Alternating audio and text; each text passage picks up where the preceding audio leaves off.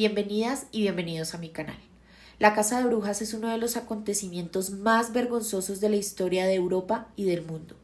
No solamente destruyó los cuerpos y la humanidad de miles de mujeres y personas que hicieron parte de estos procesos como víctimas, sino que se encargó de destruir redes de cooperación social, relaciones entre mujeres, amistades entre mujeres, cambió la percepción de las relaciones entre mujeres y adicional a ello destruyó formas de vida y conocimiento ancestral.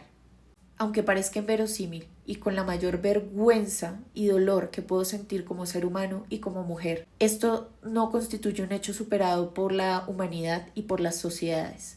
Aún hoy, miles de mujeres, ancianos y en general personas están siendo perseguidas. Se ha constituido una casa de brujas fuerte en India, en territorios de África y en el sudeste asiático. Es muy importante el análisis que trae a colación Silvia Federici en su libro Brujas, Casa de Brujas y Mujeres, ya que no solamente se encarga de hacer un análisis socioeconómico de la situación que tuvo lugar en Europa en los siglos XVI y XVII, sino un análisis de la situación actual que se da en estos territorios antes mencionados. Lejos de pretender hacer un resumen de este libro, lo que quiero traer a colación en este video es una reflexión personal sobre ciertos temas puntuales, no sin antes mencionar que en realidad todos los temas que se evidencian en este libro y el análisis que hace la autora son de suprema importancia. Pero pasa que cuando leí el libro me encontré con unos temas y unas realidades que honestamente desconocía y que me impactaron demasiado y quiero traer a colación puntualmente.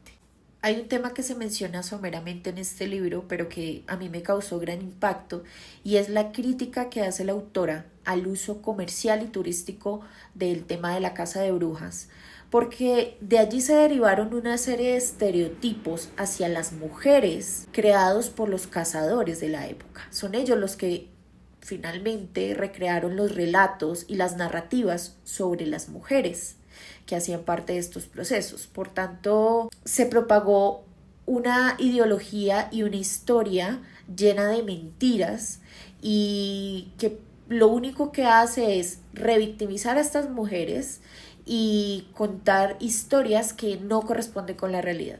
Resalta entonces la autora la importancia de denunciar la comercialización con fines turísticos del cuerpo y la muerte de las mujeres para evitar que se sigan reproduciendo este tipo de hechos alrededor del mundo. La autora reconoce que la Casa de Brujas es un hecho multicausal y aunque hace un análisis socioeconómico de la situación, también aborda cuestiones adyacentes a la situación.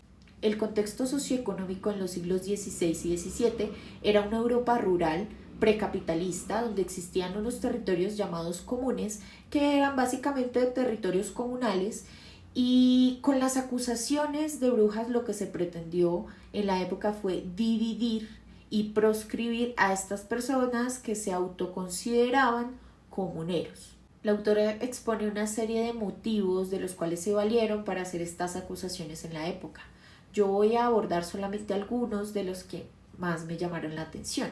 Uno de ellos es la destrucción de la concepción mágica del cuerpo que prevalecía en la Edad Media. Había entonces algunas mujeres que ejercían prácticas mágicas, como las sanadoras, las curanderas, las herboristas, las matronas, cuya fuente de empleo era precisamente esta práctica y la forma en la que ejercían poder en la sociedad de la época. Se instituyó por parte del clérigo la sexualidad femenina como una amenaza social y una potente fuerza económica. Al ser el clérigo una fuerza o un clan masculino, se trató de mantener la cohesión de este grupo, restringiendo las relaciones sexuales con mujeres y consecuente reproducción, para así mantener las arcas de la iglesia llenas y mantener la titularidad de los predios. Era común que en la época hubiesen acusaciones de brujería hacia mujeres que ejercían la prostitución o ejercían ciertas libertades sexuales,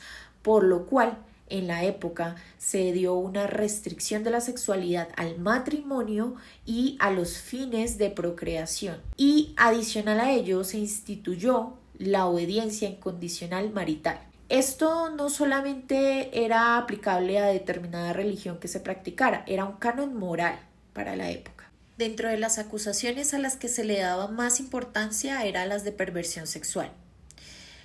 Todo este contexto sobre la sexualidad y los cánones impuestos a nivel moral generaron unas nuevas feminidades, mujeres asexuadas, sumisas, obedientes y sujetas al control de los hombres. Hay un análisis bastante interesante del uso y significado de la palabra en inglés gossip, que para la época se usaba para describir las relaciones de amistad íntima entre las mujeres y que se denigró por completo a raíz de los hechos que ocurrieron en la época para lo que hoy en día conocemos como chisme o cualquier conversación vacua o alevosa. Acabar con la amistad femenina fue uno de los objetivos de la Casa de Brujas. Entre los siglos XV y XVI era muy común que las mujeres se reunieran con sus amigas íntimas en las tabernas, aun cuando fuesen casadas. Fue a partir de esa época que se empezó a restringir la relación entre las mujeres e incluso se les empezó a prohibir a las mujeres casadas visitar a sus familias de origen. Se le empezó a dar una importancia al núcleo familiar y a la obediencia a su esposo. Juntas somos más fuertes y nos quisieron dividir. Hasta aquí los elementos que quise traer a colación de la primera parte del libro. La segunda parte del libro es donde la autora desarrolla un análisis de la situación de cacería de brujas en la actualidad. Se centra en la problemática de África y hace un análisis bastante importante de esta situación y una exhortación a lo que se debería hacer para frenar este problema en la actualidad. Al menos 23.000 brujas fueron asesinadas entre 1991 y 2001 en África. Fueron expulsadas y expropiadas. Frecuentemente también fueron torturadas y asesinadas.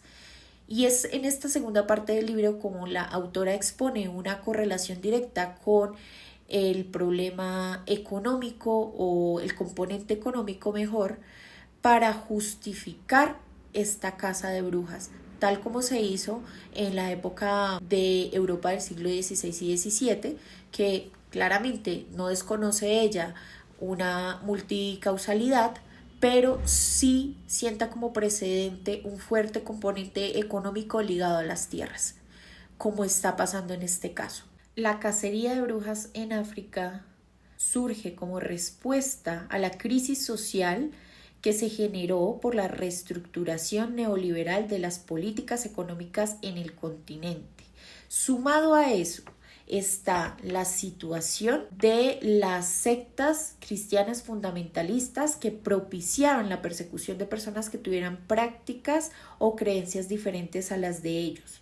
También está otro factor muy importante que es la disputa de tierras por parte de herederos que pretendían hacer prevalecer sus derechos herenciales por encima de mujeres viudas que en muchos casos estaban desprotegidas porque no tenían hijos o no tenían alguna otra persona que pudiera apoyarlas. Entonces, para ganar sus derechos herenciales por sobre ellas, pues las acusaban de brujas. Hay unos elementos comunes a la situación que se dio en Europa en el siglo XVI y XVII y la situación que se vive en África desde 1991 respecto de la cacería de brujas, y es que comparten tres elementos fundamentales. Se aísla a las mujeres, hay un miedo a la religión y adicional a ello se destruyen todas las formas de autonomía económica dentro de los territorios. Los territorios comunales entran en disputa y son despojados.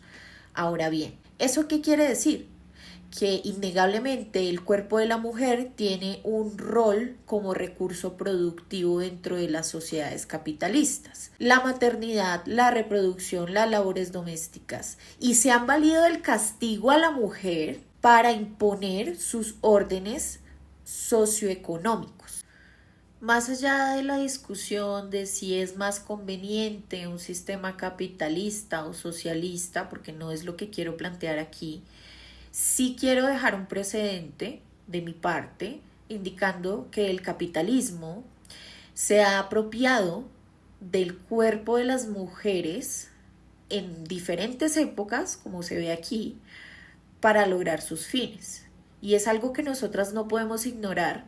Cabe que nos hagamos la pregunta, tanto mujeres como hombres, ¿cuántas formas de control existen que no llamamos directamente cacería de brujas, pero sí cohíben las libertades y el rol de las mujeres? ¿Cuántas veces no se han valido de la división entre mujeres para lograr ciertos fines? Diferentes actores en la historia, no solamente con fines económicos. Acá también impera el tema religioso. La religión nos ha usado bastante como mujeres y se ha apropiado de nuestros cuerpos. El turismo, en fin, diversos actores. ¿Y hasta cuándo las mujeres vamos a permitir ser instrumentalizadas por diferentes actores y ocuparnos de ejercer nuestra propia autonomía? Quiero cerrar con un mensaje para las brujas rebeldes que llegaron hasta acá. 1. Seamos sororas. Es un camino complejo, pero entendamos que nos quieren divididas para podernos subyugar. 2. Es importante mantener la independencia económica de los hombres para poder autodeterminarnos en muchos aspectos. 3. Ejerzamos nuestra espiritualidad, sexualidad y el rol que queremos ejercer dentro de la sociedad con autodeterminación y conciencia. Hay que leer, pensar, criticar y proponer. Hay mujeres alrededor del mundo que aún no tienen esta posibilidad, pero nosotras que tenemos esa posibilidad tenemos un papel fundamental para hacernos libres y autónomas.